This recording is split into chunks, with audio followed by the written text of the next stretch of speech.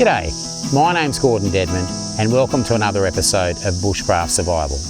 In today's episode, we're going to be having a look at the first stage of our PLAN acronym, which is protection. Now, protection has 4 elements to it: first aid, clothing, shelter and fire. We're going to be having a look at a brief overview of first aid.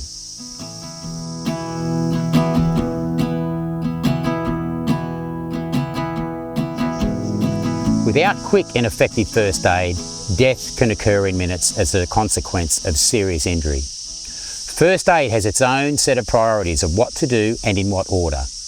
Universal first aid acronyms vary around the world, but 2 to help you remember what to prioritise in a wilderness environment are DRSABCDE and the MARCHE trauma assessment. Before we go any further, I'd like to point out that I'm not a first aid provider. I'm Army first aid trained and I've done a number of civilian first aid courses. At Bushcraft Survival Australia, we team up with TACMed Australia, a group of ex-Australian Army combat medics who provide relevant and realistic first aid training in remote wilderness environments. As mentioned, this is a general broad overview of first aid. It's important for you to find a good first aid provider. Now, some providers are better than others, but it's important to find one that has relevant, realistic and retainable first aid training. In an emergency, you will always stoop to the level of training that you've had. It's important to consider that we're talking about first aid training in a remote wilderness environment. It's no good getting first aid training that is relevant to, say, an office or in a city, because out here, help might not arrive within the golden hour. You could be out here for several hours or several days. So you need training that is going to help you be able to A, save life, and then prolong field care long enough so rescue can get you, or you may have to walk out on your own or with someone else that's injured. So you need relevant training that's going to allow you to be able to do that. The 4 most preventable causes of death, particularly in a wilderness environment, are major blood loss or massive hemorrhage, obstructed airway, collapsed lung, and hypothermia. As mentioned, universal first aid acronyms vary around the world, but a variation of one of the ones we use in Australia is DRSABCDE. D stands for danger. Remove yourself or the casualty from further danger. R stands for response. Is the casualty alert, conscious or not? S stands for severe hemorrhage, then send for help. Carry out blood sweeps, apply a tourniquet properly, direct pressure, wound packing to stop blood loss, then send for help. A stands for airway. Check, keep open and clear, place them in the recovery position if unconscious. B stands for breathing. We're looking for equal rise and fall of the chest. We're looking, listening and feeling. C stands for circulation. Check pulse, fractures, both simple and compound. Carry out pat downs, control secondary bleeding, dress wounds and capillary refill. D stands for disability.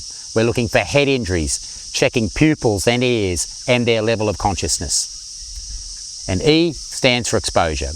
Expose the patient for other hidden injuries. Protect them from the environment, hypothermia and hyperthermia. Another acronym we use in the military is the MARCHE protocol. MARCHE. And this is based around the 4 most preventable causes of death. And once again, they are massive hemorrhage and bleeding, obstructed airway, collapsed lung and hypothermia. M stands for massive hemorrhage. We need to assess and carry out blood sweeps, being thorough in low light and when people are wearing thick clothing. Treatment could be direct pressure, use of a tourniquet and wound packing. A stands for airway. We need to check, clear and maintain an airway. Head tilt, chin lift and put them in the recovery position if breathing. R stands for respirations. We need to rub and rake if appropriate. That's rub and raking the chest, looking for holes in the chest. use a vented chest seal if necessary. We're looking for equal rise and fall of the chest, and carry out CPR if no normal breathing. C stands for circulation. We're checking for blood on the floor and 4 possible places more. If there's no visible blood, people could be bleeding internally, either in the chest, the abdomen, the pelvis, or long bones. H stands for head injury and hypothermia. Are they alert? Are they responsive to verbal pain, or are they unresponsive? We need to check pupils and other injuries. Cold trauma patients die, so we need to keep them dry, wrap them up and keep them warm.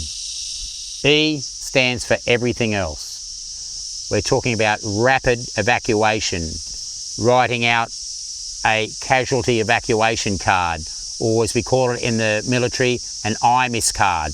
And on an IMIS, I stands for identification, M stands for mechanism of injury, I stands for injury sustained, S stands for symptoms, and T stands for treatment.